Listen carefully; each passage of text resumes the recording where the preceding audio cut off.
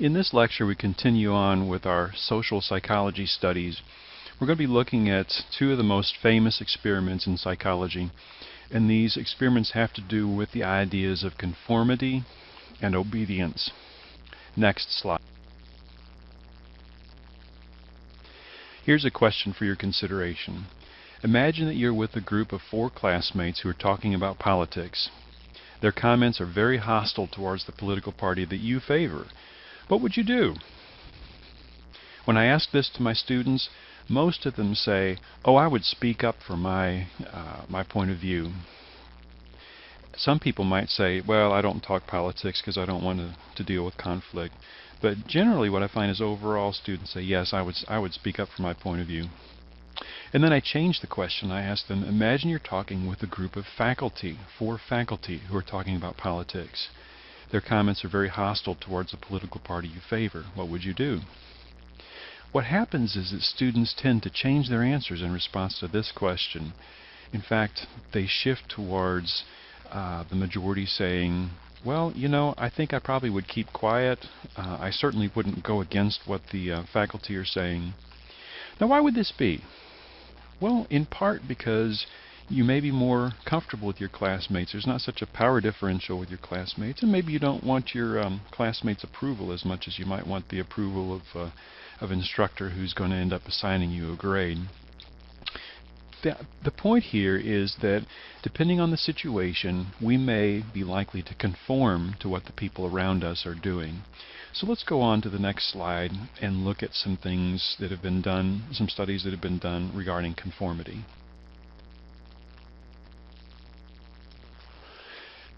We should go ahead and get a working definition to begin with. Conformity is the process of changing your behavior, but not just changing any behavior, changing your behavior so that it's consistent to be consistent with the norms of the group. In other words, to act the way that people around you are acting. I was at the McMurray Chapel service about a year ago, and it was a special chapel service in which there was a lot of many different parts to it, and it wasn't clear whether the many different parts, different speakers, where we were supposed to be as an audience standing up or sitting down. And what was kind of funny is that every time a new speaker would come up, some people would sit down, and then they would look at other people who were standing up. The standing up people would look at the sitting down ones, and some of the sitting down people would stand back up because they saw the people around them were standing up. Some of the standing up people would sit down because they saw people that were around them were actually sitting, and it ended up being kind of a confusing mess because everybody was trying to conform to the behavior of the people around them. Now, conformity is really actually has a very powerful influence, though it's easy to say when we're not in a situation where it's easy to say, "Oh, I wouldn't follow the crowd. I wouldn't do what other people do. I wouldn't try to be consistent with their norms." But it's hard to do. So, for example, could you walk into a cafeteria and walk up to a table in which there's only maybe a few people sitting where there's lots of room? Could you walk in and just ask someone if you could have their seat? "Excuse me, I was wondering if I could sit there, if I could have your seat." Would you do that? For most people, it would be very difficult to do. Why? Because it would be breaking conformity to our norms. When you walk into a cafeteria and there's plenty of seats, you just take an empty seat. You don't walk in and break the rules by asking for a seat that's already occupied. Another example of conformity on campus that we may see are that we have students carrying around objects, paddles and objects like that because they're part of a social club. Maybe they're wearing feathers on headbands with feathers or sailor caps, in part because they want to be like the people in their social group. They want to conform to the group norms. Let's go on and look at an experiment on conformity. Next slide.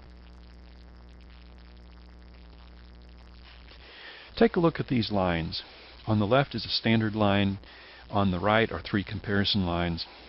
Imagine yourself in an experiment in which you're showed a series like this where you've got a standard line and 3 comparison lines. And your task is just to judge which line is the same length which comparison line is the same length as the standard line. So look at it now. Which one do you think? Do you think number 2? I absolutely agree with you.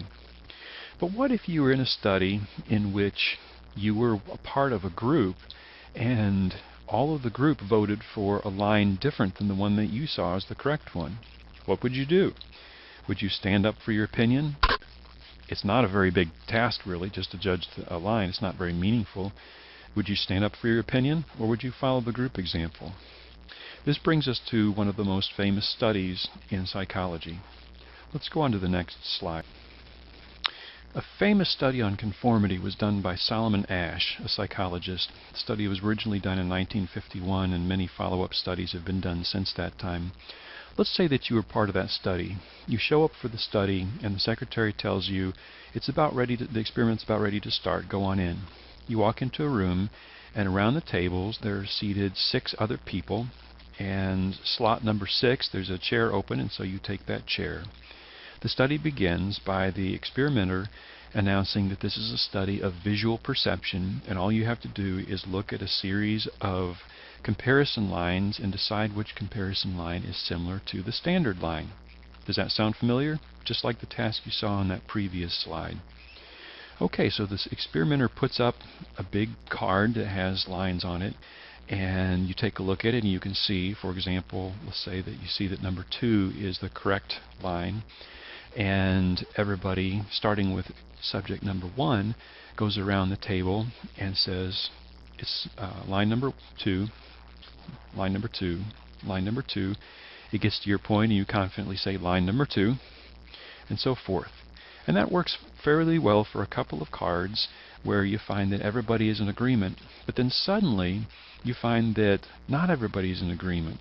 Suddenly you find that people before you, experimental subjects number 1 through 5, are giving an answer that looks to you completely wrong. What would you do? Well, you can see this poor fella in the middle of the picture. He can't hardly believe his eyes. Everybody in front of him has given the wrong answer, and he's looking at it trying to figure out, are my eyes bad, or what's going on here? What do you think he's likely to do? Well, what Asch found was that if everybody before you gave the wrong answer, you would give the wrong answer too, at least 75% of the time.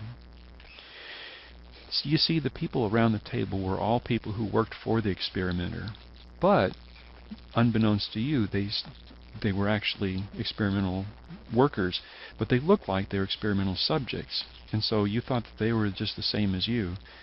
So every time they came around and gave the wrong answer, what do you think you'd do? Do you think you'd give the right answer or the wrong answer? 35% of the people conformed all the time with what the group said. As I said before, 75% of people conformed at least once to what the group said. Asch proved that the conformity is a pretty powerful influence. Now, through his studies, Asch found that there are actually a couple of reasons that we try to conform to the people around us. First reason is that we want people to like us. We want their approval. So if you go in and sit down in the study and everybody before you gives the answer line number 3, and you know it's not line number 3, why would you give line number 3? In part because you might want approval from the experimenter or from the people around you. This is called normative social influence. This is when we conform because we want other people's approval. In March 10th, 2008, there was an excessive drinking bout at an overnight retreat at a college, what they called a freshman orientation, though it really wasn't. It was more of a fraternity initiation kind of thing. And there was a student who died from this excessive alcohol intake on March 10th, 2008. Now, we've heard of this kinds of thing before. This was actually at a university in Korea. We've heard of this kind of thing before, where people will, in order to be part of the social club group, will follow along with what the group says that they should do, or what the group is doing. The curious thing about this is that everybody in this situation should have known better, because there would have been a previous incident at the same university only 20 days before. So it is a very powerful influence to want people to like us, to approve of us, and we are likely to do all kinds of conforming behaviors just to try and get their approval. What do we see on campus that indicates normative social influence? Well, this goes back to things like wearing feathers, carrying paddles or axes, wearing uniforms, wearing sailor hats. All of these things are attempts to get the approval of the social club that we want to be part of. But Ash found that there's another reason that people tend to conform. And that reason has to do with their desire to be right. Sometimes we conform because we want to be right. Ash called this informational social influence, where we're influenced by the information that we get because we want to be correct. Think back here and think again to this idea about the cafeteria. Walking in and asking someone for their seat. Would you be likely to do that? If not, probably you wouldn't ask someone for their seat because you don't see it as being the right thing to do. And we want very much to be right. I mentioned, I think in a previous lecture that I had asked, that I was talking with a group of faculty about, and they were talking about Al Sharpton, and I wouldn't admit that I didn't know who Al Sharpton was. I just kind of kept quiet. Why? Because I wanted to be right. I wanted to look like I knew what I was talking about, or that I wasn't at least ignorant of what they were talking about. Again, this is informational social influence. Both of these, normative and informational social influences, are very powerful. Next slide. Now, Solomon Asch and other people after him have done studies to find out under what conditions people will conform and under what conditions they won't conform. So if you were in Asch's study and everybody before you unanimously gave the incorrect answer, you would have been a lot more likely to conform than if at least one person ahead of you gave the correct answer, the one that you could clearly see was true. So what has been found is that when the rest of the group is unanimous, we're a lot more likely to conform. If we can find at least one ally, one person who's like us, we're a lot less likely to conform. People are also a lot more likely to conform if they haven't made a prior commitment to their beliefs. So if you haven't said publicly that you're a Republican and made it clear that this is who you are, and you're talking with a big group of friends and all of them are Democrats, you're probably less likely to speak up about being a Republican. You're probably more likely to go along with what the crowd says if you haven't made that prior commitment or that prior statement about what you believe. So, for example, think about social club pledges. Social club pledges wear things like feathers and sailor hats, and they carry around paddles and axes and so forth because they have made a prior commitment to their beliefs, to their social club. Even though they're in a classroom where they're not conforming with usual classroom attire, they're not conforming there because they have made that prior commitment to their social club. What else makes us likely to conform? People who have low self-esteem are more likely to conform. So, for example, if you tend to be a very agreeable person, kind of a people pleaser, would you be more likely to conform? Definitely. Definitely would. Another reason that we're likely to conform is when the people that we're talking with or the group members are people who we see as being powerful or as experts or as attractive. I used the example before. Let's say that you're talking with a group of faculty and you as a student are hearing them say things that you don't agree with. Well, they're powerful. They're also people who hold at least some semblance of expertise in the university. So we tend to go along when they're powerful, expert, or attractive. Finally, we're most likely to conform if our culture influences us, if it emphasizes that we should conform. And you can think of various differences in culture. You probably don't have to know a whole lot about cultural differences to understand this. So, for example, would you say that a Japanese student is more likely to conform or a French student? Chances are you'd say a Japanese student is more likely to conform simply because various cultures, Middle Eastern cultures, Asian cultures, emphasize the importance of conformity. Take a look at the video on conformity on Moodle before you go on to the next slide.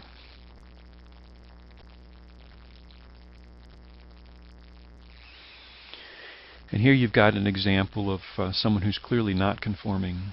In 1989, in Tiananmen Square in China, there was a mass demonstration of students, and the military came in and broke it up. But what you've got here is a very famous picture from that, in which there was a single man who stood out there in the way of an advancing column of tanks, and the drivers refused to run over him. And so clearly he was breaking out of conformity.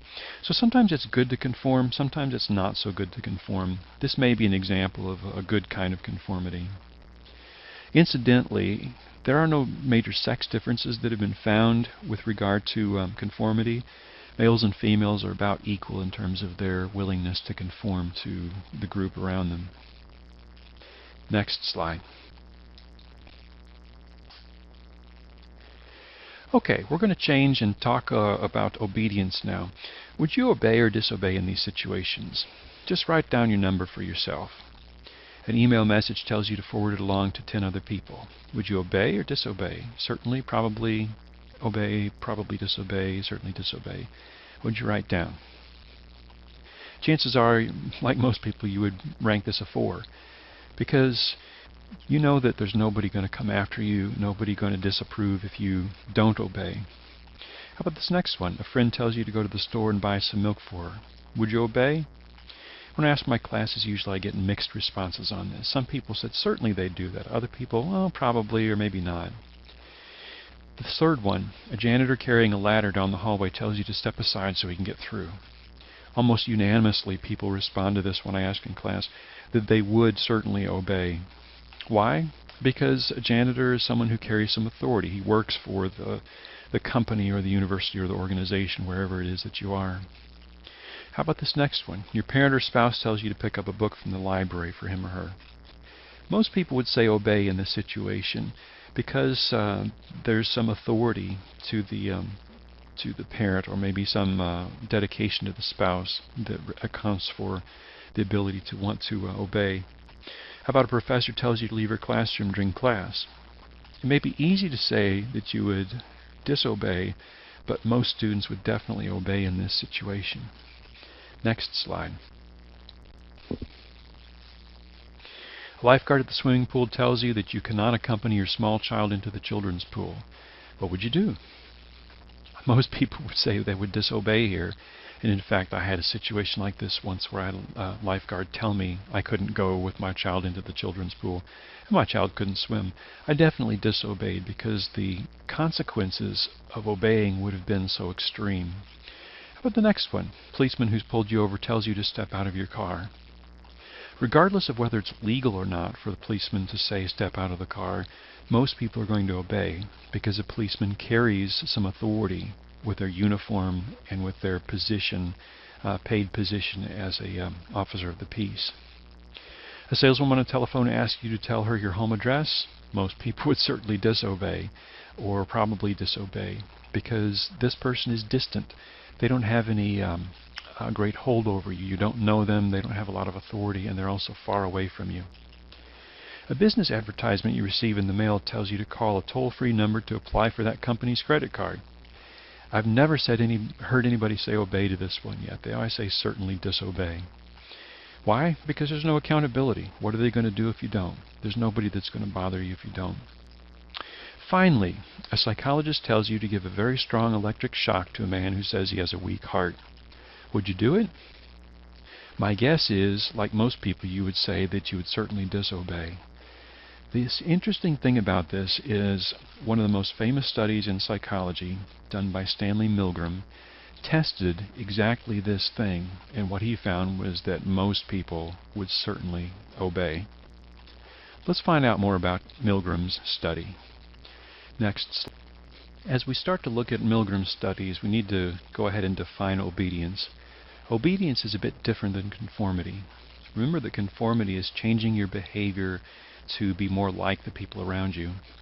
Obedience, instead, in contrast, is acting to comply with someone's explicit demands.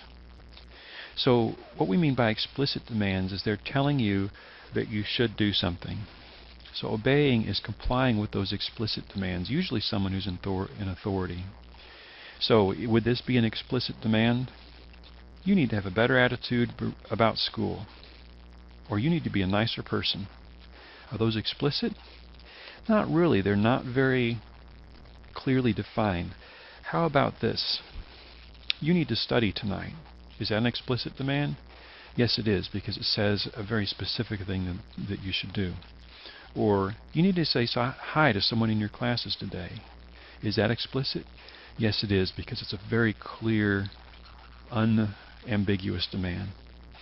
Stanley Milgram wanted to see about obedience. He wanted to find out whether or not people would actually do what a psychological experimenter told them to do. And so he set up a device. You might want to go ahead and take a look at the Milgram's study now, the video of Milgram's study on Moodle, and come back here to look at this once you've watched that video. Next. Okay, just to recap, in Milgram's study, there were 3 people. One was the experimenter, who really was running the experiment, and then there were 2 supposed volunteers. One of them was designated as a student, the other designated as a teacher. So they both, the student and teacher, showed up at the same time in the lab for this experiment. Now they drew numbers out of a hat to find out who it was that was going to be in the student role and who in the teacher role. But it was rigged. The person that was in the student role, that always ended up in the student role, was actually working for the experimenter. But it seemed like he was part of the experiment, just a subject in the experiment. The teacher, however, was the person who was the real subject in the experiment. Here's the setup, as you can see. In one room are the experimenter and the teacher. In the other room is the student. Now I hope you took a look at the Milgram video, because if you didn't, this isn't going to make a whole lot of sense. So go ahead and take a look at that now if you haven't. The setup was that the teacher was supposed to give a learning task to the student. The student was in a different room by himself. The student was hooked up to what was called a shock generator. And it very much appeared to the person who was in the role of teacher that this was genuinely something to give shock to the person in the role of student. So if you were in this experiment, you would be in the role of teacher. You would sit before that machine with the levers that told about all the dangerous levels of shock. And you would speak through a microphone and you would give the student a learning task. If the student was wrong, you would give the student a shock. Now, no one got shocks in Milgram's actual experiments, but this experiment was designed so realistically that the person in the teacher role never suspected that the person in the student role was not getting any kind of shocks. As they were getting set up, the teacher watched the student be strapped down, watched electrode paste be put on there, watched the student role about to get, like they're going to get some shock. And in the meantime, the student also mentions that he has a weak heart. So the people will go back in the other room, experimenter and teacher in the other room. The experimenter would prompt the teacher to go on. So the teacher would give a learning task, and the student would respond. And if the student responded incorrectly, the experimenter would say to the teacher, go ahead and give him a shock. And he would have to use the shock machine and administer what sounded like a shock, or what seemed like a shock, to the student. After a while, the student began to holler as the shocks began to get higher in voltage, and ultimately at 300 volts, the student became completely silent. Now, Milgram thought that maybe the people in the teacher role would give a few shocks, but not very many. And he asked psychiatrists, experts, what do you think about people? Do you think people will actually give shocks? And most of them said no. Now, what Milgram found was actually stunning. Here's the shock machine. You can see on the far left hand, you've got things like 15 volts, It says the label was slight shock. At 75 volts, it was moderate shock, and so on and so forth, all the way up to 375 volts, danger, severe shock, and then finally at 435 volts, just 3 X's, almost like death would happen at that level. How far do you think that people would go in terms of giving shock? If they started at the lowest level, how far would they go? How far would you go? Would you give a slight shock? Would you go up to 75 volts and give a moderate shock? Would you have gone to 135? Most people would say, no, I wouldn't even go up to 135 because that's a strong shock, and I just wouldn't shock another human being like that. Now, what was found was absolutely amazing. Next slide. Here are Milgram's amazing findings. 100% of the subjects in this experiment gave shocks all the way up to 300 volts, which were labeled intense shock on the shock machine. 65% of the people participating in the experiment gave shocks all the way up to 450 volts, the very maximum. Milgram and all the people that worked with him had no idea that people would do this sort of thing, that they would go this high. As you saw in the video, you probably saw the guy who's administering shock was laughing. And that kind of laughter was nervous laughter, was what we might call hysterical laughter. It's evidence of extreme tension and anxiety on his part. He's not having a good time at all. 80% of Milgram's subjects said that they were glad that they had participated, but all of them showed a great deal of distress at having gone this high and administered shocks this high, even though no one was really shocked. Just the idea that they would have done it because they were told to. Do you think you would have complied?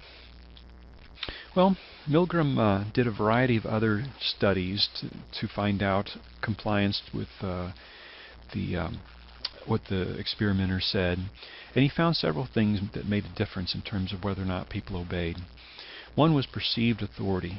This was the same kind of experimental study was set up, but this time it was done in a shopping mall, and the experimenter wasn't wearing a white lab coat. And what they found was that in that setting, people were way less likely to give as much shock. They gave much less shock because they didn't perceive the experimenter to be much of an authority.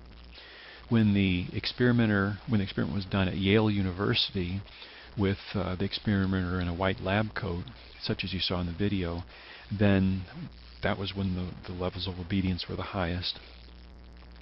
Another factor which affected compliance was how close or human the victim seemed. If the person giving the shock was in the same room with the person that they were shocking, they gave a whole lot less shock because their victim seemed closer and more human. When they were in a different room than their victim, the shock levels went up. Finally, the closeness of the authority mattered. When the authority was close, such as standing right over the person giving shock, the person who gave shock was a lot more likely to go higher. When the experimenter was in a different room commanding the person to give shocks, they were less likely to give shocks because the experimenter wasn't right close at hand. So we find that obedience goes up when the authority is close and goes down when the authority is further away. Now, the important thing about this study is that it tells us something about human beings, and unfortunately, it tells us something that we really about ourselves that really is not all that pleasant. If you're interested in more of this, you might want to look up. You might just Google this term: strip search prank call scam. This is a scam that was perpetrated for about a decade up to 2004, in which there was a man who was a former corrections officer who would call restaurants, and he would usually, like McDonald's or some kind of fast food restaurant, he'd get hold of the manager, and he would pose over the phone as a policeman, and he would order the manager to strip search one of the employees, saying that that employee had been found to be have stolen some things from a customer. And unfortunately, lots and lots of people in lots of different situations obeyed this man just by virtue of him calling on the phone and posing as a police officer, and did some really hideous things. Why don't you take a look at that? You might want to look that up. Again, that's strip search prank call scam.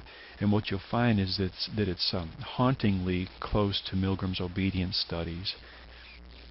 As we wrap up this lecture, again, I want you to consider, would you have obeyed in this situation in Milgram's study? Also consider, is there a time when obedience is a good thing? End of lecture.